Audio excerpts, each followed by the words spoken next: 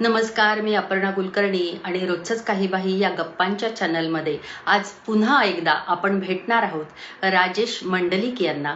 शोधिसी मानवा याचा भाग 2 आज पाहणार आहोत. येस. सो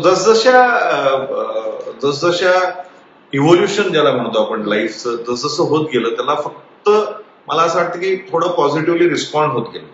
ज्या ज्या सिच्युएशन येतील त्याला चांगल्या पद्धतीने रिस्पॉन्ड होत गेलो आणि त्याच्यातनं हे सगळं घडत गेलं. पण होतं काय माहितीये का, खूप लोकांचा म्हणजे लोकांशी बोलल्यानंतर मला करायचं खूप असतं लोकांना, मला हे पण करायचंय, मला ते पण वेळ मिळत नाही, हे एक खूप मुद्दा असतो की मला वेळ मिळत नाही. तुम्ही वेळेचं मॅनेजमेंट कसं करता?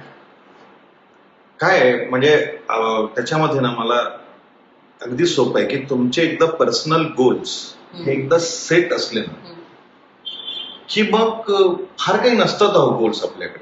हे आता मग त्याच गोष्टी जर करायचं असं म्हटलं तर मग ते होऊन जातं. म्हणजे आता फॉर एक्झाम्पल माझे असे 3 गोल्स आहेत, म्हणजे माझ्या 3 ऍक्टिव्हिटीज आहेत. एक सेटको, दुसरं आपलं घर आणि तिसरं हे जे फेलो एंटरप्रेन्योर मित्र आहेत ज्यांना कोणाला मदत लागते आणि कॉलेजेस इथे जाऊन जे काय आपले विचार आहे ते शेअर करतात. ह्या 3 याच्यामध्ये या 3 मध्ये कुठलीही फक्त मग त्या काळानुरूप किंवा परिस्थितीनुसार प्रायोरिटायझेशन करतो, ते झालं की होऊन जातं. आता समजा आज मी काही कामानिमित्त चेन्नईला, लाईक मी तुमचा फोन आला तर मी कोइंबतूरला, आता समजा मी नसलोच असतो तर मी तुम्हाला नाहीच म्हणू शकलो असतो, पण एकदा आहे म्हटल्यानंतर मग आहे. आणि मग तेही तुम्हाला सांगितलं की मी काम करून मी 6:15 6:30 पोहोचेल. तर हे सगळं जे आहे ना प्रायोरिटायझेशन फार महत्वाचं. इच्छा तिथे मार्ग. आणि अर्थात ह्याची सगळी जाणीव जी आहे ती करून देणारे काही दुसरे लोक आहेत. माझे पण काही बिझनेस कोच आहेत, मेंटर्स आहेत. त्यांनी सांगितलं की हे असं असं असतं बुवा. कारण एक काळ मी सुद्धा खूप लेट लतीफ होतो, माझा वेळ पाळली नाही जायची आणि असंच व्हायचं की काय करतोय आपण, कुठे जायचं, कोणा. पण नंतर मग जेव्हा ते सगळं लक्षात आलं की अरे हे लाईफ सेट करता येतं आपल्याला, त्याचं आपण कंट्रोल आणू शकतो, आपण त्याच्यावरती आपण सगळं डिसाईड करू शकतो आणि मग त्याच्यातून ते होत गेल्या गोष्टी. आता ह्या क्षेत्रात स्पर्धा प्रचंड आहे. म्हणजे हा म्हणजे मी ठराविक बिझनेस मध्ये असं म्हणत नाही, पण आता जनरलच स्पर्धा खूप आहे. नोकऱ्यांमध्ये असू देत किंवा व्यवसायामध्ये असू देत.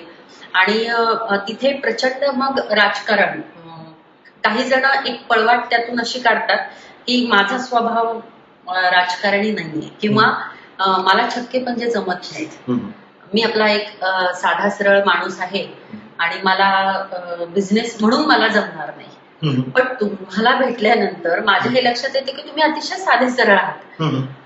तर म्हणजे ह्या वाक्याकडे तुम्ही कसं पाहता की बिझनेस करायचा म्हणजे तुम्हाला छक्के पंजे जमले पाहिजेत, राजकारण जमलं पाहिजे, तर ह्याची काहीच गरज नाही. पण हे सर्वसाधारण लोकांमध्ये असं एक समज असतो. नाही पण म्हणजे तुम्ही तरुण पिढीला काय सांगाल की उद्योजक होण्यासाठी तुमच्यामध्ये काय हवं आणि काय नको, कोणते गुण हवेत आणि कोणते गुण नकोत, म्हणजे अवगुण नकोत? गुण जर मी म्हणायचं झालं ना, म्हणजे उद्योजकच नाही, एकतर मी आहे ना उद्योजक म्हणजे बिझनेस आणि जॉब करणं त्याच्यामध्ये मी काही फार डिफरन्शिएशन करत नाही, पहिली गोष्ट. कारण कसं आहे, बिझनेस म्हणजे मला असं वाटतं की तुम्ही फक्त पैसे लावता, पैशाची रिस्क लावता. ओके. जॉब जेव्हा तुम्ही करता तेव्हा फक्त तुमची पैशाची रिस्क नसते, पण तुम्ही त्या ऍक्टिव्हिटीची ओनरशिप, म्हणजे त्या ऍक्टिव्हिटीचे तुम्ही ओनर आहे अशा पद्धतीने जर काम केलं ना तर 2 गोष्टी होतात. एक तर ती जिथे तुम्ही काम करत आहात तिथे तुमची मॅनेजरियल लेटरमध्ये फार फास्ट तुमची ग्रोथ होते किंवा तुम्ही स्वतःचा बिझनेस करता. त्याच्यामुळे हे पहिले माझ्या मते बिंग अन एंटरप्रेनर, मी त्याच्यामध्ये काही डिस्टिंग्विशिंग करत नाही की जॉब करणे आणि म्हणजे जॉब करताना हे वेगळे लागतात आणि बिझनेस करण्यासाठी हे ऍडिशनल काही लागतं. थोडक्यात कामावरती निष्ठा असली पाहिजे, एवढं एकच. आणि फक्त एकच आहे, इथे थोडीशी रिस्क घ्यावी लागते कारण इथे पैसे लागलेले असतात. म्हणजे थेट इफेक्ट तुम्हाला तुमच्या याच्यावरती पडतो. बाकी काम उलट मला वाटतं काम जास्त करावं लागतं. खूपच जास्त करावं. नोकरीला तरी कसं आहे, ठराविक वेळ तुम्ही दिलात की तुमचं म्हणजे त्या वेळेपुरतं संपलं की, पण बिझनेसचं तसं नाहीये, 24 तास तुम्हाला त्याच्यामध्ये पण तिथेही मी तुम्हाला तेच सांगतोय की इव्हन जॉब करताना सुद्धा तुम्ही तुमच्या हातात आहे ना जॉब, तुम्ही किती वेळ काम करायचं ते. लाईक आता काही वाक्य अशी येतील की जिथे तुम्हाला वाटेल की मी आत्मस्तुती करतोय, पण ती तशी आहे की मी एसकेएफ मध्ये जेव्हा काम करायचो तेव्हा मला काही वेळेचं पडलेलंच नसायचं. किंवा मी ते जेव्हा हायड्रॉलिक सील्स विकायचो तेव्हा मी सांगतो ना तुम्हाला, म्हणजे मला सांगायला आनंदही वाटतोय, अभिमानही वाटतोय. इथल्या माझ्या सगळ्या कस्टमरना वाटायचं की मी त्या ऍक्टिव्हिटीचा ओनरच आहे. त्यांना लक्षातच नाही यायचं की मी तेवढं प्रेमाने आणि निष्ठेने तुम्ही ते केलं, स्वतःच समजून केलं, आणि म्हणून अर्थात प्रगती झाली. आणि व्यवसायात सुद्धा काय करायचं असतं तेच करायचं असतं. सो तुम्ही जॉब हा व्यवसाय म्हणून केला आणि परत फॉर्च्युनेट असतो आपण की आपले पैसे नसतात लागलेले. हो, इथे तुम्ही व्यवसाय तुम्ही करता तिथे फक्त पैसे लागलेले असतात म्हणून. आणि बाकी मग तुम्ही जर गुण म्हणून सांगितले, गुण म्हणून जर मला जर तुम्ही विचारलं टिपिकली, तर एक डिसिजन मेकिंग, ओके. दुसरं मी जर म्हटलं तर एक थोडंसं ऍक्शन ओरिएंटेड. बऱ्याचदा काय होतं की जेव्हा आपल्याला कृती करायची असते तेव्हा आपण मागे हटतो, ते जॉबमध्ये असू दे किंवा बिझनेसमध्ये असू दे. सो कृतीशीलता एक मला फार महत्वाची वाटते. तिसरं त्याच्यामध्ये चिकाटी आणि पाठपुरावा. बऱ्याच गोष्टी अशा मी तुम्हाला हे झाल्यानंतर दाखवेल सुद्धा. 20-20 वर्ष आम्ही स्वप्न बघितले की हे गोष्ट आपल्याकडे असायची, आणि काही कारणामुळे मग तिथे कधी कधी पैशाची अडचण आहे, कधी कधी त्या अवेलेबिलिटीची अडचण आहे, ते होत गेलं. पण 20 वर्षानंतर सुद्धा आम्ही त्या गोष्टी घडवून आणल्या आमच्या ह्याच्यामध्ये. थोडक्यात मोठी स्वप्न पहा, स्वतःवर विश्वास ठेवायचा. आणि स्वप्नांचं गंमत अशी असते की ते असं म्हणतात ना की लॉटरीचं तिकीट घेतल्याशिवाय तुम्हाला लॉटरी लागण्याची शक्यता नसते. पण गंमत अशी आहे की शेवटी लॉटरीचं तिकीट तुम्हाला मिळणार की नाही ते दुसरं कोणीतरी ठरवत असतं. इथं स्वप्नांच्या मध्ये तुम्हालाच ती स्वप्न पूर्ण करायची असतात, दुसरं कोणी येणार नाही तुमच्या. आणि तिसरं एक महत्वाचं आहे ना की ह्याच्यामध्ये एक त्याला मी त्या प्रोसेसला लर्निंग, अनलर्निंग आणि रिलर्निंग अशी प्रोसेस म्हणतो. की तुम्ही जे शिकलेला आहात, तुम्ही जे स्किल्स अक्वायर केलेले आहेत ते अनलर्न करायचे. म्हणजे काय तर कोणाला तरी दुसऱ्यांना द्यायचे. तसं आता तुम्ही माझ्या एचआरला भेटलात आणि तुम्हाला लक्षात आलं असेल की तो किती एम्पॉवर्ड आहे तो, किंवा तुम्ही माझ्या कुठल्याही माझे कलिग्सना भेटा. सो ती अनलर्निंगची प्रोसेस, कारण मी अनलर्न करून त्यांना देऊन टाकले सगळं, आणि मी आता नवीन काहीतरी करण्यासाठी परत तयार राहिले. रिलर्निंगसाठी मी रेडी आहे, मी काहीतरी नवीन करू शकतो. तर ही एक प्रोसेस आहे. ह्या प्रोसेसचं जर अंडरस्टँडिंग झालं तर मला असं वाटतं तुम्ही जो म्हटला मगाशी की लाईफ मधल्या प्रत्येक गोष्टीचा आपण आनंद तेवढ्याच घेऊ शकतो, तर ते होतं त्या ह्याच्यामध्ये. आता मेक इन इंडिया सारखे गोष्टी आता येत आहेत, म्हणजे आलेल्या आहेत ऑलरेडी. त्याच्यामुळे मला असं वाटतं की खूप जास्त संधी उपलब्ध झालेल्या आहेत तरुणांसाठी.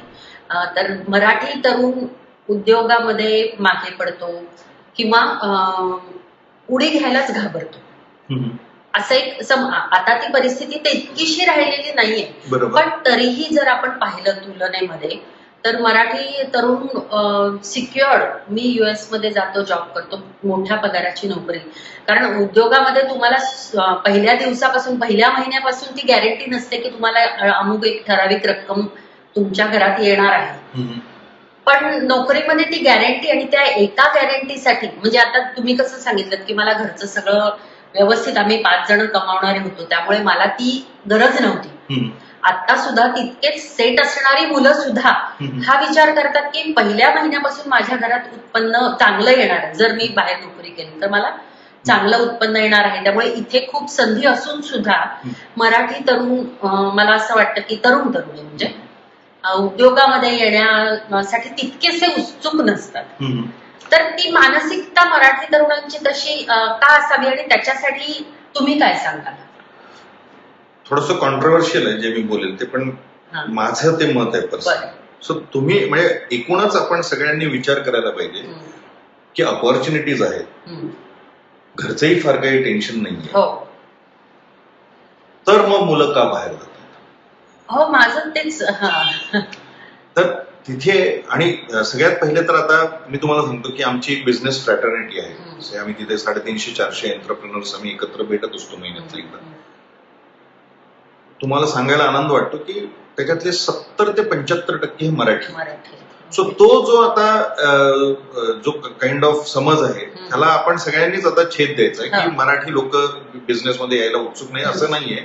माझ्या घरामध्ये तुम्ही सांगतो मी व्यावसायिक आहे, माझा भाऊ व्यावसायिक आहे, माझा चुलत भाऊ व्यावसायिक आहे, माझा मेहुणा व्यावसायिक आहे, सगळे व्यवसायामध्ये आहोत. माझे जेवढे नातेवाईक आहेत आता जॉबमध्ये हार्डली काही लोक राहिलेले. प्रश्न नाही पुढच्या पिढीचं सांगा ते सांगतोय मी आता तिथेच येतोय की तो जो आस्पेक्ट झालेला आहे ना त्याला ही कारणं नाहीयेत. त्याला टोटल सोशल इकोसिस्टमचं जे डिग्रेडेशन झालेलं आहे ना ते कारण आहे माझ्या मते. आता काही लोक याच्यावरती म्हणतात की नाही तुम्ही तुमच्या मुलांना नाही सांभाळू शकलात म्हणून ते भारत सोडून गेलेले आहेत वगैरे. मला एक फॅमिली एक इकोसिस्टम असते पण त्याच्या पलीकडे जाऊन एक सामाजिक इकोसिस्टम पण असते ना. ती इकोसिस्टम जर सपोर्ट करणारी नसेल त्यांच्या व्यक्तिमत्वाला तिथे तुम्ही भले घरामध्ये काही लाखांमध्ये तुमचं कमाई होतीये पण बाहेरच्या सोशल इकोसिस्टम मध्ये जर तुम्हाला इन्सिक्युअर वाटत असेल तर लोक जाणार ना. म्हणजे त्याच्यामध्ये मला काही पण ह्याची कारण काय इन्सिक्युअर वाटण्याची कारण काय सांगू म्हणून सांगितलं ते खूप कॉन्ट्रोवर्शियल आणि ते वेगळ्या लाईनवरती जाईल. पण खूप वेगळ्या सामाजिक संरचना आपली जी आहे जी पूर्वी खूप स्ट्रॉंग होती ती मला असं वाटतं थोडी वीण उसवलेली आहे सध्या. आणि त्याचे परिणाम जे आहेत आता मी जसं म्हटलं की बरेच लोक ज्यांची मुलं इथे आहेत ते ऍक्सेप्ट नाही करणार हे जे मी म्हणतोय ते. पण लाईक आता माझा एक मोठा मुलगा US मध्ये, माझ्या बिझनेस पार्टनरची मुलगी जी आम्हाला जॉईन झालेली होती ती आता US मध्ये गेली. तिला काय आता म्हणजे जे घरामध्ये सेट बिझनेस आणि बरं मी जरी कंपनी विकून बसलेलो आहे, आमचे ओनर अमेरिकन्सच आहेत पण ते सुद्धा तयार आहेत आमच्या मुलांना घ्यायला कंपनीमध्ये, तरी त्यांना बाहेर जायचं. मला नाही वाटत याच्यामध्ये आम्ही कुठे कमी पडलो असो ऍज अ पॅरेंटिंग किंवा एवढी छान आता तुम्ही कंपनी बघितलेली म्हणजे मेकॅनिकल इंडस्ट्री वाटत पण नाही अशी ही कंपनी. असं असताना सुद्धा सो मला तिथे जास्त इथे स्पेल आउट नाही करायचं कारण ते कॉन्ट्रोवर्शियल होईल. पण there are many different aspects की ज्याच्यामुळे ही मुलं दुसऱ्या कुठल्या कारण ते त्यांना भारतात नोकरी नाही करायची, त्यांना भारताच्या बाहेरच करायची. नाही कारण तिथे पुन्हा डॉलरमध्ये पैसे मिळतात, इथल्यापेक्षा तिथे जास्त पैसे नाही. हो असं नाहीये. मी तुम्हाला सांगतो at the end of the day तुम्ही जर ज्याला आपण पारड्यात वजन टाकायचे म्हणतो ना फार काही कारण तिथल्या राहणीमानाचा खर्च आणि ते सगळं पाहता अमेरिका सोडलं ना अमेरिकेमध्ये सेव्हिंग होतं खूप कारण तिथं तुमचं जे मंथली एक्सपेन्सेस आहेत ते खूप कमी आहे. पण तुम्ही युरोप आणि इकडे जर बघितलं ना तर तिथे काही हे नाही पण तरी लोक जातात तिकडे. मला तेच वाटतं की तुमचं घरदार सोडून आई वडील सोडून अशी काय गोष्ट आहे की जी मुलांना आकर्षित करते की हे सुद्धा सोडायला ते तयार होतात. आणि त्या संधी तुम्हाला इथे असताना आता त्या संधी आहेत तुमच्याकडे. हो ना, तो वेगळाच डिबेटचा विषय आहे, त्याच्यावरती आपण भरपूर वेळ बोलू शकतो कारण त्याच्यातले काही मुद्दे असे आहेत की ते कदाचित बऱ्याच जणांना ऍक्सेप्टेबल नाही होणार. मग त्याच्यावरती मला थोडंसं सांगावं लागेल डिटेल, त्यांचे मुद्दे ऐकून घ्यावे लागतील. असं ते बरंच मोठं प्रकरण आहे. पण त्याच्या मागे हा एवढाच फक्त मुद्दा नाही आहे की तरुणाई ही फक्त पैशाच्या मागे लागलेली आहे आणि त्यांना नाही. मी पैशाच्या मागेच असं नाही म्हणत. मी असं म्हणते की एक तर तिकडच्या देशामध्ये असलेला जो एक सिव्हिक सेन्स पण मुलांना असतं की थोडंसं सिव्हिक सेन्स आहेत. बाकीच्याही भरपूर गोष्टी मी सांगतो ना जे आपलं सोशल स्ट्रक्चर आहे म्हणजे पॉलिटिक्स आहे, जास्त इंटरफेरन्स नाही, कास्टिझम ते सगळ्यात कास्टिझम हा तर मला वाटतं कळीचा मुद्दा आहे आपल्या इथे तो जास्त. पण बिझनेस शिक्षणापर्यंत कास्टिझम झाला. मी समजू शकते की तुम्हाला ऍडमिशनसाठी याच्यासाठी पण तुम्हाला एखादा तुम्ही शिक्षण झालंय तुमचं, तुम्ही शिक्षण घेतलंय, मी तर म्हणते तुम्ही बाहेर MS पण करा पण इथे शिकून तुम्ही इथे का नाही उद्योग सुरू करत इथे नोकरी करण्यापेक्षा.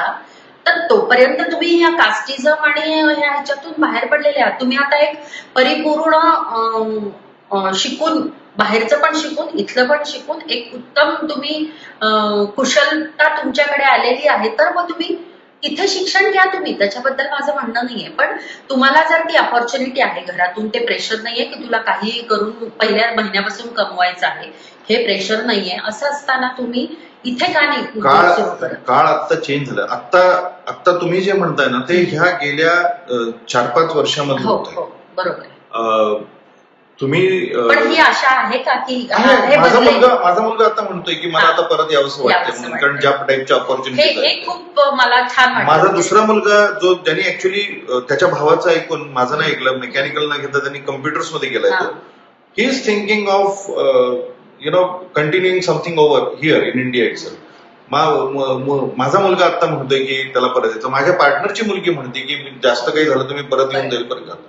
कारण तेवढ्या ऑपॉर्च्युनिटीज आहेत आणि तेवढ्या हे आहेत. पण जो मधला काळ जो एक हो तो होता, थोडासा हो बरोबर. 12 मला अजून एक असं वाटतं की फक्त MSc तिकडे करून असं नाही, तुम्ही तिथे जॉब पण करा. जो इथे तुम्ही जॉब करून आपण जे आता मगाशी बोललो की एखादा व्यवसाय सुरू करण्यासाठी तुम्ही जर नोकरी केलीत आणि त्यातले सगळं समजून घेतलं, तर मग तुम्हाला व्यवसाय करायला जास्त मदत होते त्याची. किंवा तर तसं तुम्ही तिकडे जॉब करा, तुम्ही पैसे पण कमवा, तिथला अनुभव पण घ्या आणि तिथे जो प्रोफेशनलिझम आहे तो इथे आणून तुम्ही इथे व्यवसाय सुरू करा. होत आहेत नाही ह्या गोष्टी आता खूप घडतायत, येत आहेत. त्या तरुणांना तुम्ही काय सांगाल की 100% तुम्ही हे आवाहन करा त्यांना की जी मुलं अशी आहेत की तिकडे नोकरी करतायत आणि ज्यांच्या डोक्यात काहीतरी आपल्या देशात, मी असं अजिबात म्हणणार नाही की इथून जाणारी सगळ्या मुलांना किंवा बहुतांश मुलांना देशाबद्दल, उलट मी असं म्हणेन की जास्त प्रेम वाटतं. ते असतं ना, आपण आई वडिलांपासून दूर शिकायला गेलो की आई वडिलांबद्दलची ओढ आपल्याला जास्त असते, तसं त्या मुलांना आपल्या देशाबद्दल प्रचंड ओढ असते, प्रेम असतं. फक्त परत आल्यानंतर काय, तर तो मुद्दा मला वाटतं आता राहिलेला नाहीये. तर खूप ऑपॉर्च्युनिटीज आहेत. इव्हन तुम्ही फक्त टेक इंडस्ट्रीमध्येच ऑपॉर्च्युनिटीज आहेत अशातलंही बात नाहीये. आमच्या ह्या ज्या कोअर मेकॅनिकल आहे, कारण जिओ पॉलिटिकल सिच्युएशन्स एवढ्या बदलल्या जातात. चायना +1 पॉलिसी तयार झालेली आहे की ज्याच्यामध्ये बऱ्याच देशांच्या मध्ये जे चायनातले उद्योग जे दुसऱ्या देशांमध्ये शिफ्ट होत आहेत, त्याच्यामध्ये भारत हा सगळ्यात मोठा बेनिफिशियरी आहे. म्हणजे व्हिएतनाम आणि थायलंड आणि इंडोनेशिया इथे पण बिझनेस गेले, पण भारतात सगळ्यात जास्त बिझनेस ट्रान्सफर होत आहेत. त्याच्यामुळे कोअर, मी आजच सकाळी त्या इंजिनिअरिंग कॉलेजमध्ये सांगत होतो की हा एक टेक इंडस्ट्रीकडे सगळेजण वळतायत. हा 3-4 वर्षामध्ये अशी परत परिस्थिती येणार आहे की परत कोअरच्या लोकांना प्रचंड डिमांड येणार आहे. सो ह्या अगणित ऑपॉर्च्युनिटी, रेल्वेजमध्ये खूप काम चालू आहे, डिफेन्समध्ये खूप काम चालू आहे, एरोस्पेसमध्ये खूप काम चालू आहे. या सगळ्या क्षेत्रामध्ये आता प्रचंड ऑपॉर्च्युनिटीज आहेत. फक्त मेहनत करण्याची तयारी पाहिजे. आणि जरा थोडंसं हे जे परत मधल्या काही काळामध्ये जे स्किलसेटचं डिग्रेडेशन झालंय, जे क्वालिटी एज्युकेशनचं डिग्रेडेशन झालंय, ते फक्त थोडंसं आपल्याला सगळ्यांना प्रयत्न करून वरती आणणं गरजेचं आहे. आणि काम खूप आहे. फक्त आता कालच तुम्ही ते वाचले की नाही माहिती, पण थोडंसं ओव्हरऑल पॉलिटिकल विल पाहिजे. आणि पॉलिटिकल विल असेल ना तर काहीही गोष्टी होऊ शकतात चांगल्या पद्धतीने. तुम्हाला अगदीच सांगायचं झालं ना तर पोलिओचे डोसचं तुम्हाला जर आठवत असेल, railway station, bus stop, airport, 5 star hotels, कुठे म्हणाल तिथे पोलिओचे देणारे होते आणि त्यांनी ते इरॅडिकेट केले. सो गव्हर्नमेंट, आपण कोविडचं पाहिलं, कोविड आहे आत्ताचं उदाहरण आहे. सो तुम्ही जर गव्हर्नमेंटच्या मनामध्ये आलं ना तर ते ही सगळी इकोसिस्टम चेंज करण्याची त्यांच्यामध्ये ताकद आहे. फक्त ती political will, social will he सगळ्यांनी आपण दाखवली पाहिजे. कालच मी तो माझं थोडंसं एक आर्टिकल खूप व्हायरल झालेलं की मग जसं तुम्ही आता प्रश्न विचारला ना की मुलं का जातात तिकडं, मग बिझनेसेस का जात आहेत महाराष्ट्र सोडून, अख्खे बिझनेसेस. मग सो इथे आपल्याला ते जे आम्ही, आमच्या कंपन्या तर खूप छोट्या आहेत त्याच्यासमोर शासनाच्या बिझनेसेस का जात आहेत तिथे फक्त आपण राजकीय इच्छाशक्ती नाही म्हणू शकतो असं. म्हणजे हे पुन्हा तुम्ही म्हणाला तसं कॉन्ट्राडिक्टरी आहे. कारण मला असं वाटतं की स्वतःहून तयार होऊन जर मुलं पुढे आली, आपल्याकडे मुलांची सुद्धा, गावातल्या मुलांच्या बद्दल मी हे स्पेसिफिक बोलतेय की मेहनत करण्याची तयारी नाहीये. मला सहजासहजी सगळ्या गोष्टी मिळाव्यात असं ही जी एक ठराविक वर्गाची, इथे पुन्हा राजकीय आहे की ठराविक ह्याचे ते नाही, इथे माझं परत दुसरंच मत आहे. टियर 2 आणि टियर 3 सिटीज मधले जे मुलं मुली आहेत त्यांची प्रचंड काम करण्याची तयारी. त्यांना काम करायचं आहे, पण त्या कामाच्या ते काम व्यवस्थित पद्धतीने पार पडावं याच्यासाठी लागणारे जे स्किल सेट्स आहेत, याच्यासाठी लागणारे जे सॉफ्ट स्किल्स आहेत. मग हे फक्त इकोसिस्टम शैक्षणिक पद्धतीबद्दल पण आपल्याला परत शिक्षण, तेच पुन्हा शिक्षण, हे बघा, शिक्षण, हेल्थ, ह्या 2-3 ज्या बेसिक फंडामेंटल, ज्याला आपण मूलभूत गोष्टी म्हणतो, ह्याच्यामध्ये गव्हर्नमेंटला इंटरफेरन्स हा करावाच लागतो.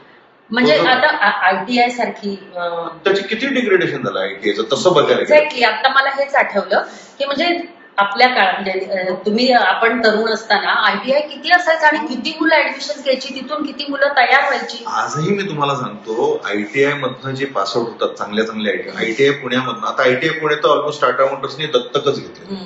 तिथल्या मुलांना तर म्हणजे आता परिस्थिती अशी आहे, तुम्हाला सांगतो मी, की आयटीआय आणि आयआयटी या दोघांनाही आरामात जॉब मिळतात. हो, पण वांदे होतात डिप्लोमा आणि डिग्री वाल्या मुलांची. बरोबर आहे. तर ही जी सगळी, हे आपल्याला थोडं टर्न ऑन करणं गरजेचं, कारण टियर 2, टियर 3 सिटीज मधली जी so called level 2, level 3, level 4 ची जी कॉलेजेस आहेत ना, तिथे नाही शिकवलं जातं आणि ती जी स्किल सेट्स लागतात. आता झालं कसं, एक ग्लोरी होती इंजिनिअरिंगची पूर्वी. आता त्याच्यामुळे आई वडिलांना काय वाटतं की मुलगा इंजिनियर झाला म्हणजे त्याला 1 लाखाचीच नोकरी लागते. असं होत नाही, अशी परिस्थिती नाही राहिली.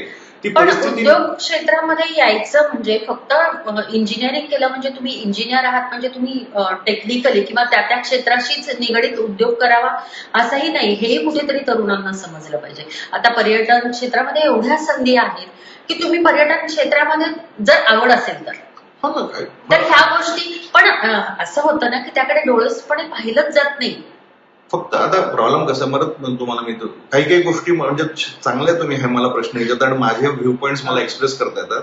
इंजिनिअरिंग हे स्ट्रीम अशी आहे ना की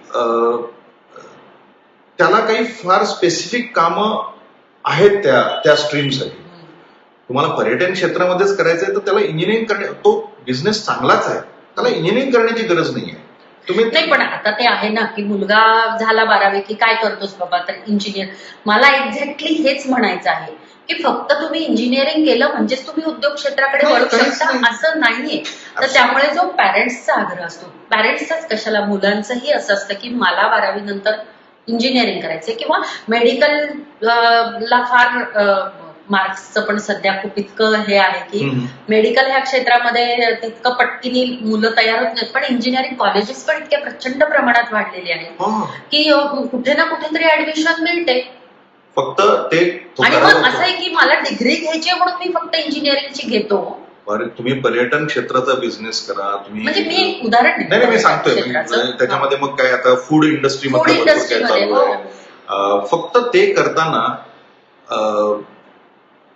इंजिनिअरिंगच्या डिग्रीला हार घालून ह्याचे जॉब मिळत नाहीये म्हणून मी हे करतोय, हा ऍटिट्यूड नको असं मला म्हणायचं नाही. त्याच्यासाठी मग 10वीतल्या मुलाला हे क्लिअर असलं पाहिजे की मला काय करायचंय आयुष्यामध्ये. मी तेच सांगतो तुम्हाला की ही जी सोशल, एज्युकेशनल, पॉलिटिकल इकोसिस्टम जी आहे ना, ती आपल्याला परत थोडीशी, मला मान्य आहे की ही इव्होल्युशन प्रोसेस असते, पण त्याच्या मागची थॉट प्रोसेस, तिथे जे काही थिंक टँक लोक आहेत काम करणारे, त्यांनी तो विचार करून ती व्यवस्थित पॉलिसी बनवायला पाहिजे त्याच्यावरती. आणि त्यानुसार तुम्ही काय सुचवाल? तुम्ही असं समजा की त्या थिंक टँक मधला एक तुम्ही भाग आहात, तर तुम्ही आजच्या घडीला काय सांगाल? मला असं नेहमीच वाटतं आता की नाव आपण खूप ह्या टेक्नॉलॉजी आणि स्मार्ट टूल्स याच्या लागून काही फंडामेंटल्स गोष्टीकडे आपलं दुर्लक्ष झालेलं आहे. मला असं वाटतं ह्या फंडामेंटल गोष्टीकडे आपण परत एकदा लक्ष द्यायला पाहिजे आणि त्याच्यामध्ये सगळ्यात महत्वाचं हे एज्युकेशन. ओके, त्याच्यानंतर हे जे स्किल सेट, ह्या ज्या नवीन सगळ्या ज्या ऑपॉर्च्युनिटीज तयार होत आहेत, त्याला लागणारे स्किल सेट्स ऍक्विजिशनसाठी वेगवेगळ्या इन्स्टिट्यूट्स त्या एस्टॅब्लिश व्हायला पाहिजेत.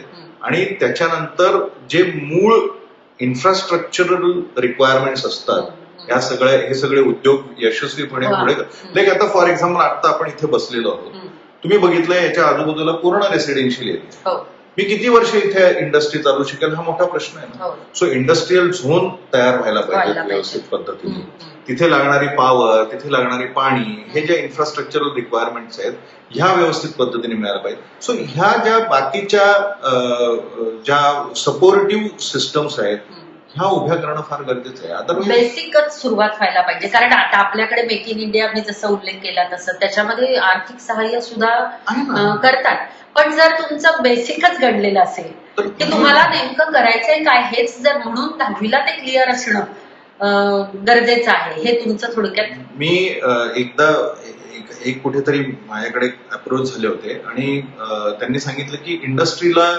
लागण्यासाठी कोणीतरी ते मिनिस्टरकडे अप्रोच होणार होते आणि इंडस्ट्रीला लागण्यासाठी काय काय लागणार याच्या तुमच्या सूचना लिहून द्या. तर मी ह्याच सूचना दिल्या होत्या. तर मला उत्तर आलं की हो ह्या फारच मूलभूत सूचना, फारच आवश्यक त्याच गरजेच्या आहेत. कारण बाकी तर बिझनेस आहे, त्या ऑपॉर्च्युनिटीज आहेत. मग ह्या जर नसतील, आता तुम्हाला मी सांगतो आमचं असोसिएशन आहे, आता परवा आमची मीटिंग झाली एक्झिक्युटिव्ह कमिटी. सगळं डिस्कशन जे आहे ते स्किल्ड मॅन पॉवर आपल्या इंडस्ट्रीसाठी कशी उभी करायची ह्याच्यावरती झाले. त्याच्यामुळे हे कितीही आपण पुढे गेलो, चंद्रावरती जाऊ द्या, मंगळावरती जाऊ द्या, पण ह्या ज्या बेसिक फंडामेंटल्स कडे जर आपलं दुर्लक्ष झालं तर मग हे जे असं सगळी जी डिस्पॅरिटी होतीये, हे जे सगळं हा जो सगळा तुम्ही आता प्रॉब्लेम म्हटलात की आपली मुलं का देश सोडून जात आहेत, आपल्या पर्टिक्युलरली महाराष्ट्राबद्दल बोललो मी फक्त, मग बिझनेसेस का जात आहेत, महाराष्ट्राबद्दलच आपण किंवा बिझनेसेस का सोडून जात आहेत, या सगळ्या गोष्टींचं ना हे सगळी उत्तरं ही अशी ग्रासरूट लेवलला आहेत. वरची सुपरफिशियल आहेत सगळी, ग्रासरूट लेवलची सगळी उत्तरं. तुम्ही जेव्हा लेक्चर्स देता इंजिनिअरिंग कॉलेजमध्ये जाऊन मुलांशी, विद्यार्थ्यांशी संवाद साधता, तेव्हा तुम्हाला चित्र आशादायी वाटतं? हो. तेव्हा त्यांच्याशी बोलता तेव्हा की आजची पिढी आपली पुढची सक्षम आहे. अगदी अगदी. त्यांना मी तुम्हाला सांगतो ना, ते फक्त भले मग त्या हॉलमध्ये समजा 100 मुलं असतील तर त्याच्यातील 10च मुलं जी मी म्हणतोय त्याला कदाचित फॉलो करतील. पण मला एवढं नक्की कळतंय की 140 कोटी देशामध्ये ह्या मुलांना, ही जी आपली युथ पॉवर जी आहे, ह्यांना अप्रोप्रिएटली गायडन्स देणे, यांची जी एनर्जी आहे ती व्यवस्थित पद्धतीने चॅनलाइज करणे, यांना ह्या नवीन जगामध्ये not only to survive but also to thrive होण्यासाठी काय काय स्किल सेट्स अक्वायर करायला पाहिजे. स्किल सेट्स वरतीच येऊन पुन्हा मुद्दा सगळं तिथेच येऊन थांबतो. कारण एवढ्या ऑपॉर्च्युनिटीज आणि एवढं मोठं मॅनपॉवरचं पूल हे सगळं अवेलेबल आहे असताना तरीही आपण बेरोजगारीवरती आजही 2024 मध्ये चर्चा करतो. बेरोजगारी आहे म्हणतो, संधी तर वाढलेल्या आहेत, संधी उपलब्ध आहेत आणि तरी बेरोजगारीवरती चर्चा मग करण्याची का वेळ येते? कारण मला असं वाटतं की ही जी मानसिकता आहे ना की व्हाईट कॉलर जॉब, त्याच्याकडे जास्त ओढा असतो. स्किलसेट हा मुद्दा सुद्धा पुन्हा तिथेच आहे की तुम्हाला ठराविक ह्याचा जॉब महिन्याचा तुम्हाला मिळणार नाही. स्किलसेट तुम्ही शिकून, स्किल्स हे करून स्वतःचा एक छोटा का होईना पण तुम्ही स्वतःचा उद्योग सुरू कराल तर भलेही तो व्हाईट कॉलर जॉब नाही, महिन्याला 1.5 लाख रुपये 2 लाख रुपये तुम्हाला पगार नाही मिळणार, पण ते स्वतःचं काहीतरी केल्याचं एक समाधान म्हणा किंवा त्याच्यातून पण तुम्ही काहीतरी मोठं करणार आहात, हे मुलांना मला वाटतं की समजलं पाहिजे. आणि त्याच्यासाठी ही जी आपण राजकीय इच्छाशक्ती म्हणतो, सगळ्याच हे बघा, तीन राजकीय असं नाही, कोण आहेत आपले, मी तुम्हाला सांगतो. एक सोशल कोण आहे, म्हणजे नुसतं एज्युकेशनचं जरी बोललो ना तर एक म्हणजे स्वतः मुलं आहेत, दुसरे आम्ही इंडस्ट्री वाले लोक आहोत आणि तिसरं अकॅडमी आहे. चला आता आपण पॉलिटिकल बाजूला, ह्या तिन्ही कोणांनी त्यांच्या जबाबदारी व्यवस्थित पद्धतीने पार पाडल्या. पॅरेंट्सनी आणि मुलांनी की हे काम, जर मगाशी आपण जे बोललो कामावरती निष्ठा आणि ते बाकीचे सगळे जे हार्डवर्क आहे, प्रोएक्टिव्ह अप्रोच आहे, क्वेस्ट फॉर नॉलेज आहे, ह्या सगळ्या गोष्टींवरती फोकस केलं. अकॅडमी आणि जे त्यांनी जी व्यवस्थित पद्धतीने ह्या मुलांना स्किल सेट दिले ते शिकवलं. आणि इंडस्ट्रीनी ती जी कोलॅबरेशन जे आहे अकॅडमीवरती त्याच्यावरती काम करून त्या आता माझ्या कंपनीत तुम्ही आलात, तुम्ही बघितले की मला माहिती नाही, पण खूप इंटर्न्स होते. आमच्या साईजच्या कंपनीमध्ये मी तुम्हाला म्हणजे हे फार फाजील आत्मविश्वासाने म्हणत नाहीये. आमच्या साईजच्या कंपनीमध्ये तुम्हाला एवढे इंटर्न्स कुठेही दिसणार नाही. आम्ही इंटर्नशिप करतो, आम्ही छोटीशी सेटको ट्रेनिंग स्कूल चालवतो. अच्छा, हा, हे पण म्हणजे उद्योजकांनी पण हा थोडासा तुम्ही जसा पुढाकार घेतलाय तसं हे सगळं आपलं म्हणजे आपले प्रॉब्लेम्स जे ते आपल्याला सॉल्व्ह करायचे, दुसरं कोणी येणार नाही मदत. बरोबर आहे, बरोबर. आपण उद्योगांवरती खूप जास्त म्हणजे तुमच्याकडून तेच अपेक्षित होतं मला की नवीन पिढीसाठी तुम्ही सांगता, जाऊन बोलता, पण माझ्या चॅनलच्या माध्यमातून पण बऱ्याच तरुणांपर्यंत हे सगळं पोहोचावं. तुम्ही असं खूप नम्रपणे सांगितलं की मी असामान्य नाहीये आणि माझा खूप शांतपणे सगळं काय म्हणता येईल जो आतापर्यंतचा प्रवास आहे तो. पण मला ह्या सगळ्यातून काय जाणवलं माहितीये का, हे जे समाधान आहे ना ते तुमच्यामध्ये आहे मूलतः, की म्हणजे मला जे मिळालंय त्याच्यामध्ये मी समाधानी आहे. एक जो असतो ना की मला अजून हे अचीव्ह करायचंय, स्वप्न पाहणं वेगळं आणि हव्यास असणं वेगळं. तुम्ही जास्त मोठी स्वप्न पहा, पण ती स्वप्न पाहिल्यानंतर अगदी कंपनीला स्वीपराला नाही तर झाडून घेण्याची तयारी पण तुमची असली पाहिजे. इथपर्यंत कामाची तुमची तयारी पाहिजे, म्हणजे तेवढं प्रेम तुमचं त्या कामावरती पाहिजे आणि ते तुमचं होतं. म्हणून मला असं वाटतं की तुम्हाला वाटतं की खूप मी अगदी इझी मध्ये हे सगळं झालं वगैरे, तर ते तुम्ही आनंद जे घेण्याचा तुमचा स्वभाव आहे. आणि म्हणून मला असं वाटतं की पुढच्या पिढीने हा गुण पण घ्यायला हवा की मला जे मिळतंय त्याच्यामध्ये मी समाधानी राहून, म्हणजे पहिली म्हण आता नाहीये की तुम्ही अंथरूण पाहून हातपाय पसरा, स्वप्न मोठी पहा पण आपल्या कामावर प्रेम करा. आणि दुसरं एक तुम्ही ते कधी माझ्या याच्यातनं वाचले की मला माहिती नाही, पण आर्ट ऑफ लिव्हिंग शिकलं पाहिजे. तर ते लिव्हिंग म्हणजे LIV हे इंजिन नवाला नाहीये, LEAV. तुम्ही इथे सुद्धा सांगायला मला आनंदही वाटतो. थोडस परत कोणाला वाटेल की मी जरा जास्तच बोलतोय, अपर्णा मॅम बोलायला लावतायत तर, पण I am the most unwanted person in this area. मी नसलो तर इथे काहीच फरक नाही पडत. आणि त्याच्यामुळे काय होतं की ही लोक एम्पॉवर्ड आहेत, त्याच्यामुळे ही सगळी कंपनी जी आहे ना ती आता मी चालवतच छान स्मूथली चालते ऑटोमॅटिकली.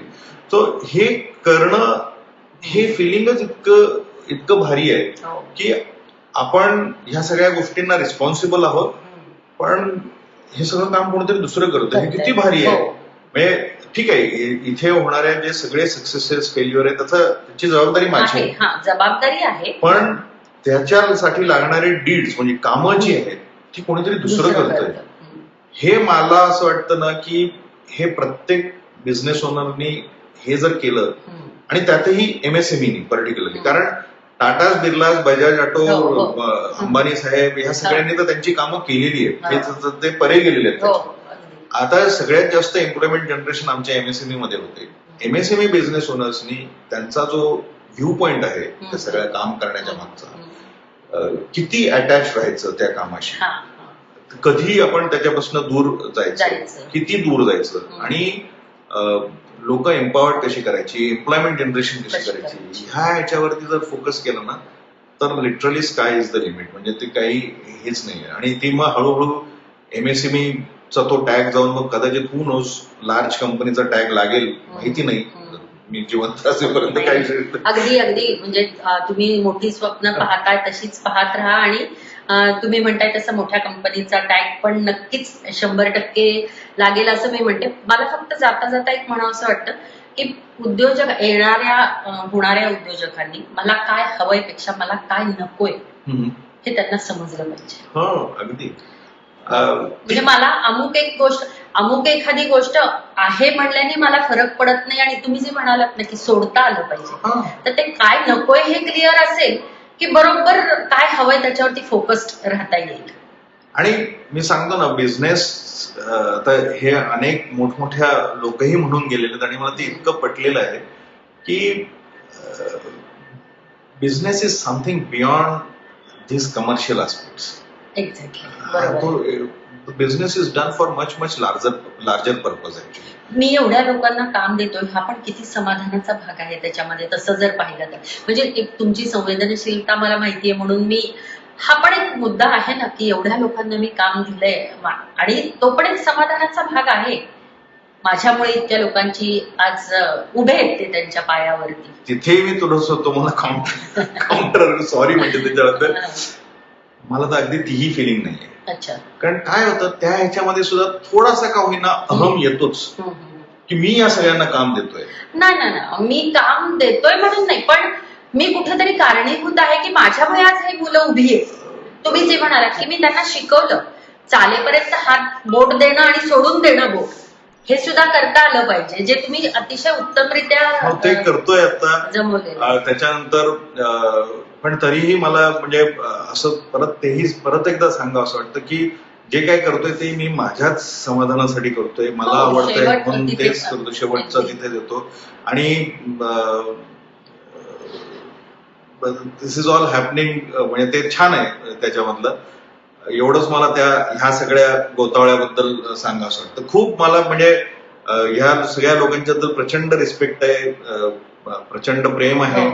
पण तरीही मी त्यांच्यापासून आलो. प्रेम आणि आदर ह्या एकाच नाण्याच्या दोन बाजू आहेत, त्यामुळे प्रेम असल्याशिवाय आदर नाही. तुम्हाला त्यांच्याबद्दल प्रचंड प्रेम आहे आणि म्हणून तुम्ही त्यांचा आदर करताय. पण शेवटाकडे आपण आलेलो आहोत, तर मला फक्त तुम्हाला ह्या उद्योजक तुम्ही आहात, मोठे व्हाल, मोठी स्वप्न आहेत, ते तर होईलच.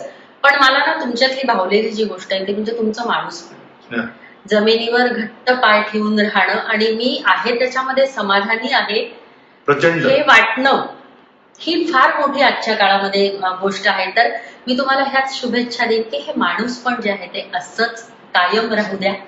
दुसरं काही चॉईसच नाही ठेवलाय मॅम त्याच्यामध्ये. कारण म्हणजे काय माहिती कसं ते अपब्रिंगिंग झालं आणि कशा पद्धतीने झालं, पण खरंच at the end of the day मला एवढंच वाटतं की काय म्हणतात त्याला, जेवढं काय आपल्याकडनं चांगलं करता येईल त्याच्यामध्ये त्यातल्या त्यात आपण जे बोललो तसं की तुम्ही कॉलेजेसमध्ये जाता, तर तिथे 2 मुलांना जरी तुम्ही बाहेर जाऊन परत इथे भारतात येऊन काहीतरी उद्योग सुरू करा हे त्यांना पटलं तर मला वाटतं आपल्या इंटरव्ह्यूचं सार्थक एक येईलच आता असं वाटतंय. तो आल्यानंतर मी तुम्हाला आवर्जून सांगेन. तो आलेला आता अमेरिकेत होता, तो आता आलेला आणि मला म्हटलं मी इथे येऊन बिझनेस करू का. मी त्याला ते सगळे त्याचा आराखडा माझ्या पद्धतीने बनवला. तो आला ना, मी तुम्हाला आवर्जून त्याच्याबद्दल सांगेन असं आलाय. म्हणजे त्याचा आनंद खूप मोठा असेल आणि मला असं वाटतं आपण जो हे गप्पा मारल्या ते सार्थक झालं असं मला वाटेल. तर पुन्हा तुमचं जे स्वप्न आहे मोठा टॅग लागण्याचं ते लवकर पुन्हा एकदा गप्पा मारण्याची संधी मला तुम्ही द्याल. मी तुम्हाला आभारी आहे की म्हणजे तुम्ही अगदी इंदोरवरनं, जरी तुमचं पुणे गाव असलं तरी इंदोरवरनं आवर्जून आलात. आणि ह्याच्या आधी कधी न विचारले गेलेले प्रश्न तुम्ही विचारले. थोडस कदाचित चूकभूल देणे घेणे काही जास्त नाही. कसं आहे ना, मी त्याच्यासाठी मी तुम्हाला आधी प्रश्न नाही पाठवले, कारण ते जे असतं ना उत्स्फूर्त जे असतं ते तुमचं पक्क मत असतं आणि त्याच्यासाठी मी कोणालाही बोलण्याआधी मी सांगत नाही की मी काय बोलणार आहे. तर त्यामुळे खूप छान वाटलं तुमच्याशी गप्पा मारून. आणि पुन्हा एकदा तुम्ही जसं म्हणालात की एक जरी तरुण इथे आला तर आपण नक्की त्याच्याशी पण गप्पा मारू आणि ते इतरांना प्रेरणा देणार असेल.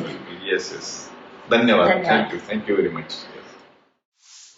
हा भाग लाईक करायला, चॅनल सबस्क्राईब करायला आणि हो शेअर करायलाही विसरू नका.